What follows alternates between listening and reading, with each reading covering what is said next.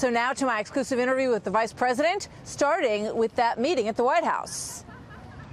I know you just came from lunch with the president at the White House, and he has another meeting coming up this afternoon with Rod Rosenstein and Christopher Wray. What do you expect will happen there? Do you have any insight to that? Well, with the revelations that our campaign may have been the subject of surveillance by the FBI, the president, I think, is grateful that the Department of Justice is going to have the Inspector General look into it and determine and ensure that there was no surveillance done for political purposes against our campaign. I think it would be very troubling to millions of Americans if that took place, but we're very confident that as the Inspector General has been doing their work looking at the conduct of the FBI during that period, that by adding their focus to this, that we'll get to the bottom of it, because the American people have a right to know.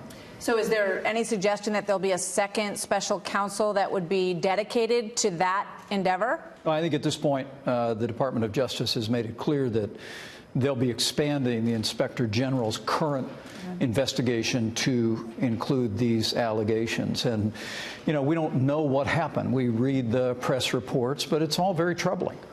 It's all very troubling to those of us that hold the FBI in such high regard, that there are even allegations that people were assigned to surveil or even spy on our campaign. But look, the Inspector General has the resources to get to the bottom of it. He's been working on a major report about the FBI's conduct, and by expanding into this role, we're very confident that we'll get to the bottom of it. We'll find out what happened, and the American people and all of us will have the facts. Obviously, on the Hill, they've been very frustrated with the information that they've been getting from the Department of Justice. The president has the ability to declassify those reports so that they come through unredacted, so that there's better transparency. Will he do that? Well, President Trump really believes that it's important that we provide the accountable committees on Capitol Hill with all the information that is necessary to do their work. I know that the Department of Justice has assigned additional personnel to focus on that, to work through those documents and that information, and we'll continue to look forward to the Department of Justice providing that information. Matt Gaetz saying the president must declassify those documents. He has the authority to do so. Do you believe he will? Well, it'll be the president's decision to determine what he declassifies and what he doesn't. But the principle here that the American people have a right to know what happened, the People's Congress ought to have the ability to review those materials in a timely way, is a principle that we adhere to in this White House. One of the pundits on the Sunday shows said, you know, this is becoming a blue-red fight, and that the president likes it that way. Do you think that's true? Well, no. I think the American people, understand that when it comes to the Department of Justice, when it comes to the FBI, that we have thousands of men and women who each and every day are dedicated to enforcing the laws and protecting our families and protecting our country. But the American people also have a sense, that we all do, that things went awry in 2016, and we need to know what happened. We need to get to the bottom of the facts. You got some heat when you went on some of the Sunday shows for saying that this needs to be wrapped up. They compared your comments to Richard Nixon, talking about Watergate and saying that all the documents had been given and that it needs to be wrapped up. What do you say to that? And also now Rudy Giuliani is saying that he believes it will be wrapped up on September 1. Well, I was asked what I thought of the investigation. I said that we have fully cooperated in this investigation. As I said, over 1 million documents have been provided. And I just said, for the sake of the country, that I think it's time that the special counsel wrap it up.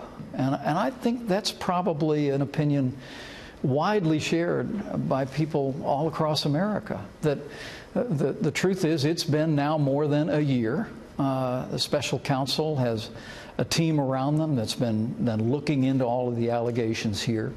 And with the full cooperation of the White House, they've been able to assemble the facts. And I continue to hope and to say very respectfully that the special counsel ought to, with all deliberate means, complete their work and provide the information to their leadership at the Department of Justice that will come from this investigation so that we can just simply move on as a country. All right, let's turn to some of that progress. North Korea, a meeting tomorrow with the leader of South Korea, President Moon, will happen. Is this summit with North Korea on June 12th going to happen? Well, as the president often says, Martha, we'll see. And what I can tell you is that from the early days of this administration, President Trump made it clear that this time, in this administration, it would be different from prior administrations, where North Korea found a way to get concessions from the United States and from countries in the West in exchange for illusory promises about abandoning their nuclear weapons program. President Trump from early on initiated what we call the extreme pressure campaign. He marshaled the resources of the world community to bring economic and diplomatic pressure to bear while keeping all options on the table to achieve the objective of a nuclear-free Korean peninsula. We've stayed on that present course and heading. We've never wavered from it. But when Kim Jong-un, through the South Koreans, reached out and said that he would suspend his nuclear testing, suspend his ballistic testing, and be willing to achieve complete denuclearization through talks in exchange for a meeting with President Trump, this president readily said yes. They asked for the meeting, and we continue to be open to it. But rest assured that the United States will continue on the path that we are on, because this president has made it clear that we will not tolerate North Korea possessing nuclear weapons and ballistic missiles that threaten the United States and our allies. Is that process of denuclearization something that could happen over time in stages? Well, what the president's made clear is that we need complete and verifiable and irreversible denuclearization. And there's opportunities and benefits for North Korea once we reach that point of no return.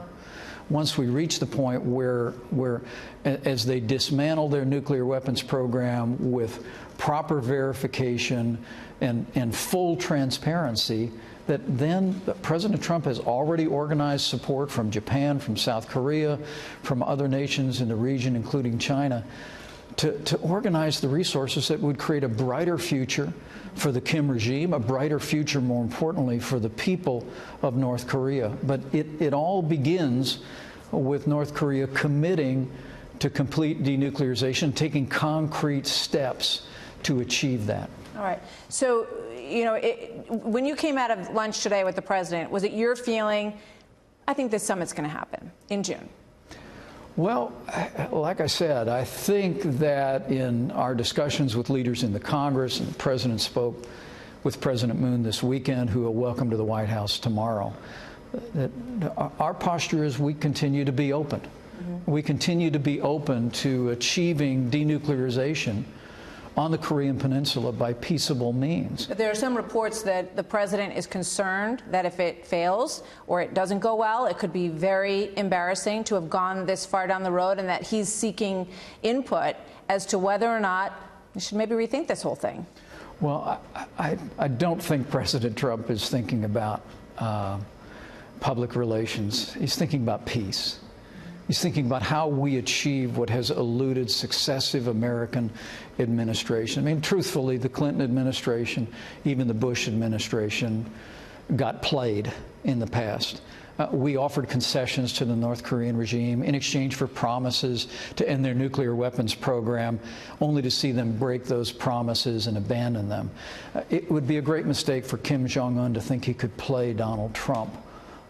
So clearly the president's still willing to walk away. Well, there's no question. But look, it's we hope for better. Right. We really hope that Kim Jong-un will seize the opportunity to dismantle his nuclear weapons program and do so by peaceable means. You know, there was some talk about the Libyan model right. last week, and you know, as the president made clear, you know, this will only end like the Libyan model ended if Kim Jong-un doesn't make a deal. Some people saw that as a threat. Well, I think it's more of a fact. I mean, President Trump made it clear the United States of America, under his leadership, is not going to tolerate the regime in North Korea possessing nuclear weapons and ballistic missiles that threaten the United States and our allies. And we've made it clear that we are continuing to bring economic and diplomatic pressure to bear on North Korea, that all options are on the table to achieve that end. But that being said, we've seen great progress in recent months. Last month's Inter-Korean Summit, where you saw the leaders in the North and South meet at the Blue House, have that discussion.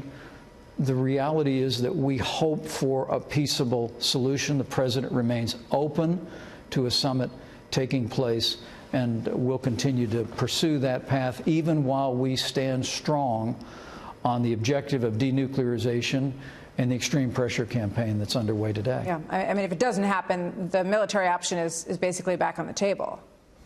Well, it never came off, Martha. Okay. The truth is that President Trump has made it clear that this administration will not tolerate the regime in North Korea possessing nuclear weapons and ballistic missiles that threaten our people, that threaten the United States of America, that threaten our allies in the region.